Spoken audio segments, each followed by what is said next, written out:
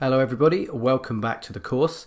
In today's lecture we're moving into a new section, and this section of the course is all about grammatical range and accuracy, the final band descriptor category. In the first lecture we're going to focus on simple sentences and common errors which are made, basically achieving accuracy and avoiding typical mistakes. So, constructing simple sentences first of all. Now, if you're taking this course, you should already know how to construct a simple sentence in English. It's certainly a requirement even if you're going for like a band 5. Basically, a simple sentence is made up of the most basic sentence elements: a subject and a verb, and then often a completed thought or an object, however you want to put it. The police, there's our subject. Catch, there's our verb, and criminals, there's our object. Teachers in some countries, there's our subject, are not, there's our verb, and paid very well, that's our completed thought. The government, there's our subject, should invest in, that's our verb or verb phrase, and the promotion of health education is our completed thought or object. As you can see, we are using other words as well as the standard typical pronoun, verb and object. We're using modal verbs, we're using prepositions, we're using articles, but these can all be part of a simple sentence. So let's focus on the common errors that are made in these types of sentences and in more complicated sentence types. Because although simple sentences may seem easy, I often see mistakes in their construction. The first of these types of mistakes we're going to focus on are subject-verb agreements. So I want you to have a look at these following sentences now and tell me what is wrong with each of them. Teachers and parents has to work together to find a solution. Everyone know education is of vital importance. The number of people who live abroad are rising all the time. So what is wrong with each of these sentences? You can see that the verb has not agreed with the subject, and we have corrected it so that the verb does agree with the subject. Teachers and parents have, because we're looking at a plural, have to work together. Everyone knows, so here we're looking at a singular pronoun. Everyone sounds like a plural, but we treat it like a singular pronoun. Everyone knows education. And the number of people who live abroad is, because we're focusing on the number, which is a singular. So the number of people who live abroad is rising all the time. So always check what your subject is and make sure that your verb agrees with that subject. The second common error is with article usage. Now there are a number of rules regarding articles, much more than can be quickly covered here. However, here are the most common mistakes I see and the most relevant for essay writing in task 2. Definite articles to begin with, the. We use this article when we believe the reader knows exactly to whom or what we are referring. We use them with superlative adjectives, the biggest problem in big cities. When mentioning something again, after we've introduced it once, we mention it again, and then we can use the definite article. People's buying habits can be influenced by a particular celebrity. The celebrity has such an effect because. So when you introduce it again, then you can use the definite article.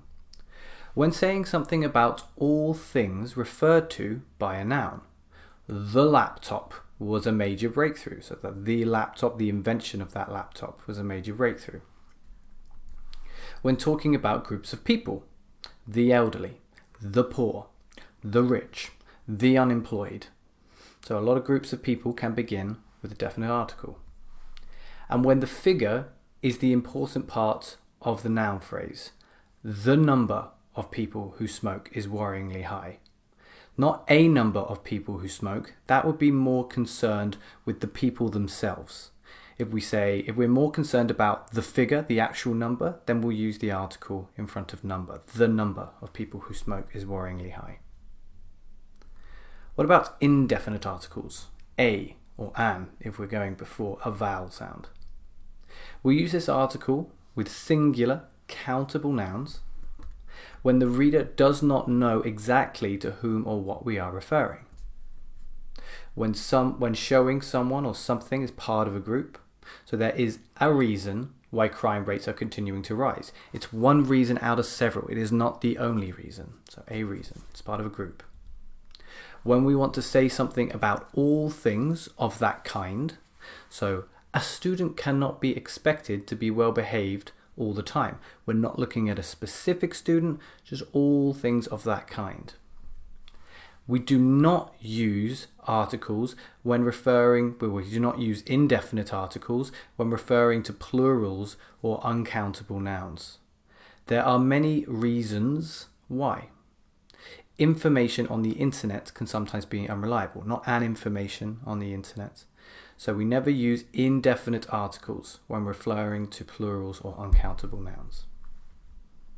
With all that in mind, let's see if you can find the article errors in these sentences here. Maybe you'd like to pause the video, go through this because there are a number of errors in these sentences, and come back when you're ready, when you think you found them all. Okay, hopefully you found them. Let's see if you've got them right. Some people argue that teenagers, not specific teenagers, just teenagers in general, teenagers spend too much time on the internet. We always put a definite article before the when we're looking at internet as a noun. This is a problem. It's not the only problem. It's a problem because if they do not get enough exercise, they can end up suffering from obesity. We do not use an article with an uncountable noun like obesity. As a result, not the only result, these children often struggle with health issues. Not any specific health issues, just health issues in general. And these issues can affect them throughout life. No article there either. As studies show, the reader doesn't know which studies we're talking about, so we can't use an article here. The rate of obesity, it's a specific rate, the rate of obesity, is rising all the time. Okay, hopefully all of those make sense. Let's look at the final common error, which is regarding tenses.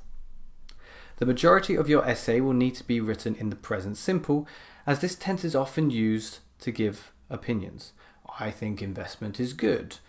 Or facts and beliefs. Education leads to a competent workforce. However, you need to be careful to realize when other tenses are necessary. This is particularly the case in some more difficult task 2 questions, sometimes which ask you to talk about the future or the past. Can you spot the mistakes in these sentences? The best way to improve the economy will be to lower taxes.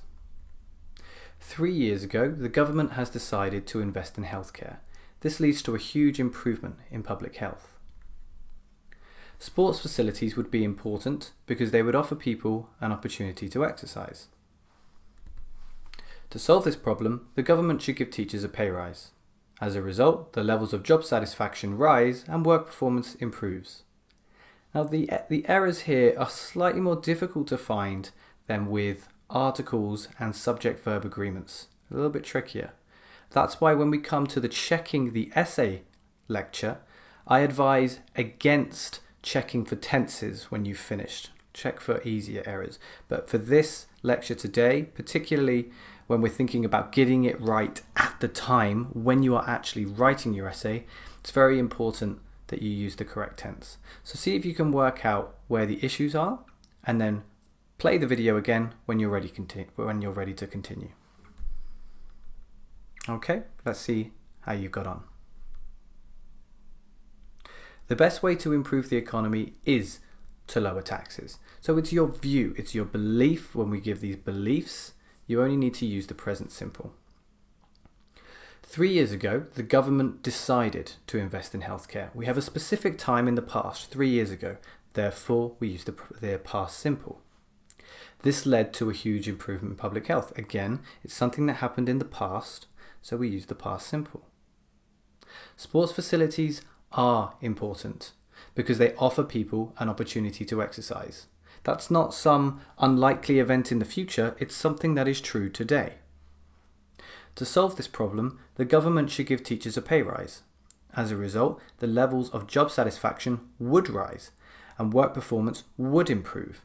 Here, we don't want to use the present simple because we are looking at a future result, and therefore we need to use language which represents that future result. In this case, would.